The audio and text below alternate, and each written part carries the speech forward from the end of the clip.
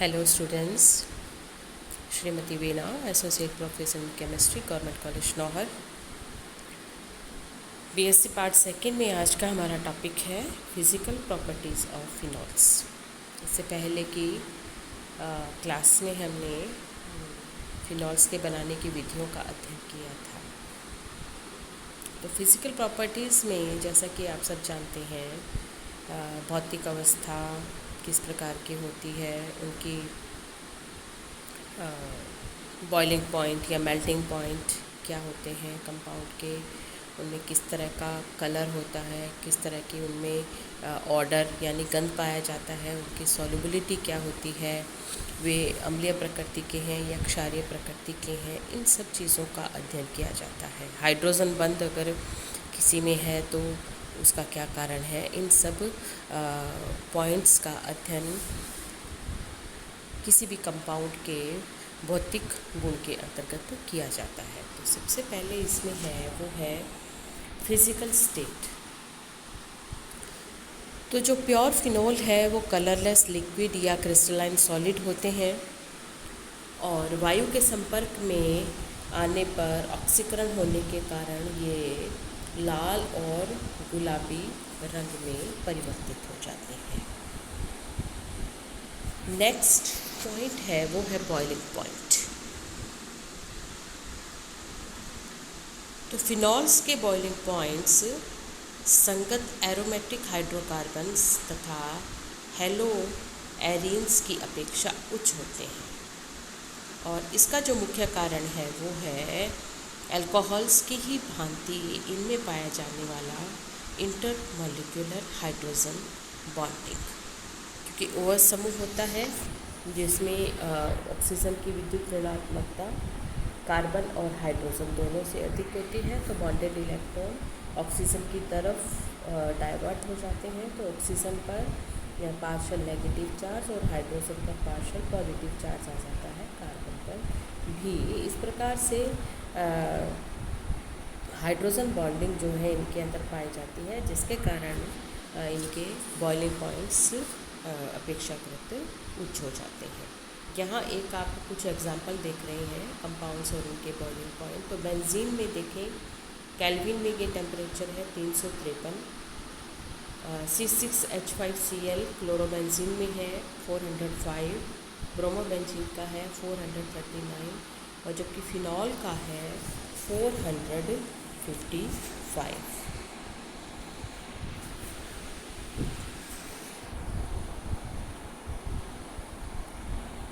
अब इनके अंदर जो हाइड्रोजन बॉन्डिंग जो पाई जाती है, इसका एक आप सामने जो स्ट्रक्चर है उसमें आप देखें, ये इंटरमॉलिक्यूलर हाइड्रोजन बॉन्डिंग फिनॉल्स की, जिसमें आप देखें कि 4 मॉलिक्यूल का ये एक हाइड्रोजन बॉन्डिंग स्ट्रक्चर है यहाँ पे, जिसमें आप देखें कि एक फिनॉल का OH समूह में ऑक्सीजन पर पार्शियल नेगेटिव चार्ज और हाइड्रोजन पर पार्शियल पॉजिटिव चार्ज आ जाता है।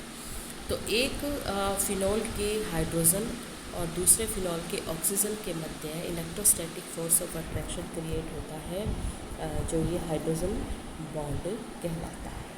तो इस प्रकार से ये जो फिनॉल्स हैं ये एसोसिएटेड मॉलिक्यूल्स हो जाते हैं।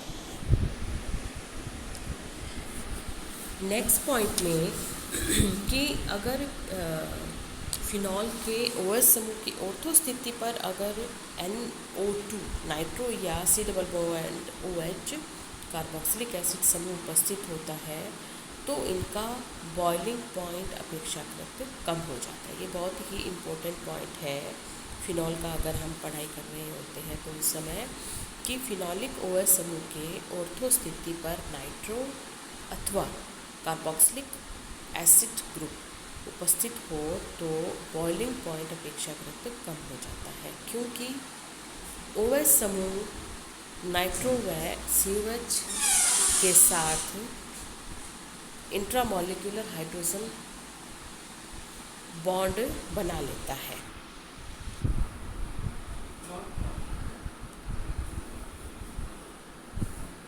एग्जाम्पल आप देखें तो ortho nitrophenol intramolecular hydrogen bond के कारण इनमें चिलेशन हो जाता है। जबकि अगर हम ऑर्थो नाइट्रोफिनॉल की तुलना करते हैं मेटा और पैरा आइसोमर्स से, तो मेटा और पैरा आइसोमर्स में इंटरमॉलिक्यूलर हाइड्रोजन बॉन्ड का प्रदर्शन करते हैं। यानी अगर तीनों को हम कंपेयर करें, ऑर्थो नाइट्रोफिनॉल, मेटा और पैरा नाइट्रोफिनॉल का, तो ऑर्थो में जैसा कि हमने पढ़ा कि OH समूह की ऑर्थो स्थिति पर NO2 और COOH समूह है, तो उनमें चिलेशन हो जाता है, इंट्रामॉलिक्यूलर हाइड्रोजन बॉन्ड बनता है।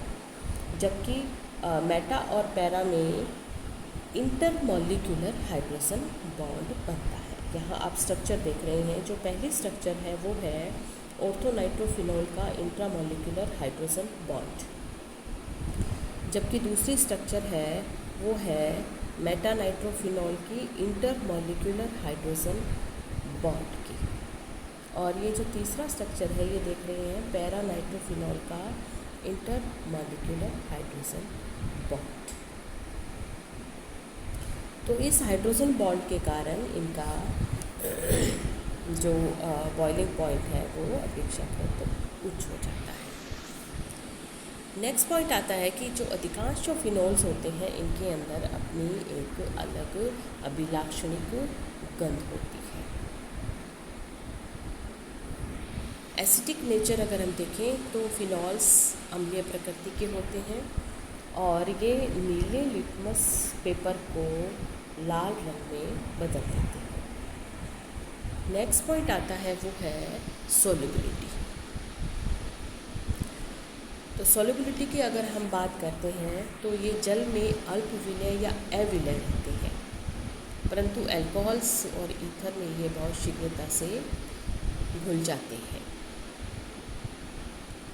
अगर हाइड्रोजन बॉन्ड जिसमें पाया जाता है, तो अगर हम हाइड्रोजन बॉन्ड के पॉइंट ऑफ व्यू से देखें तो कोई भी कंपाउंड जिसमें हाइड्रोजन बॉन्ड की उपस्थिति होती है वो जल में विलय होना चाहिए, परंतु फिनॉल्स के अंदर हाइड्रोकार्बन पार्ट जो है इसका वो बड़ा होने के कारण, बल्कि होने के कारण तथा उसके जल प्रतिकर्षी होने के कारण इनकी विलयता प्रभावित होती है और ये इसकी विलयता बहुत ही कम हो जाती है और लगभग नगण्य सी ही रहती है।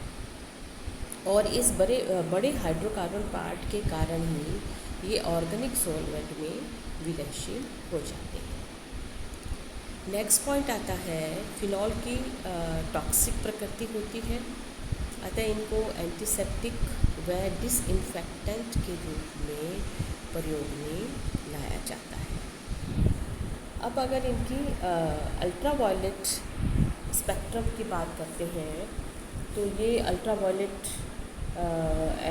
एब्जॉर्प्शन बैंड का प्रदर्शन करते हैं और इनके अगर एब्जॉर्प्शन बैंड के मान अगर हम देखते हैं, यानी लैम्डा मैक्सिमम मान की बात करते हैं, तो ये मान बेंजीन से उच्च होता है।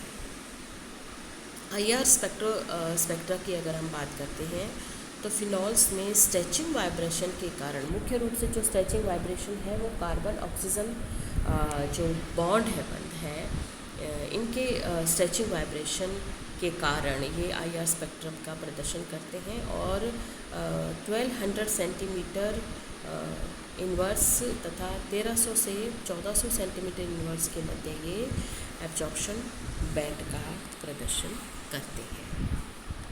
तो स्टूडेंट्स, आज की इस क्लास में हमने फिनॉल्स की फिज़िकल प्रॉपर्टी के बारे में पढ़ा है।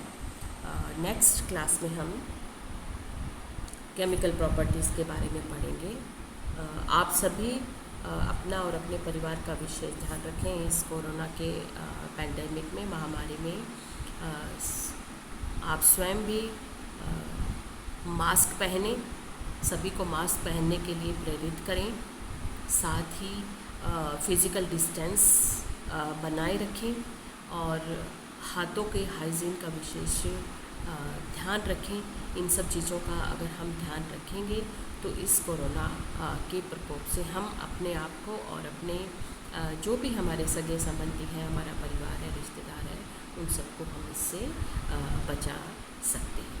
So again thank you.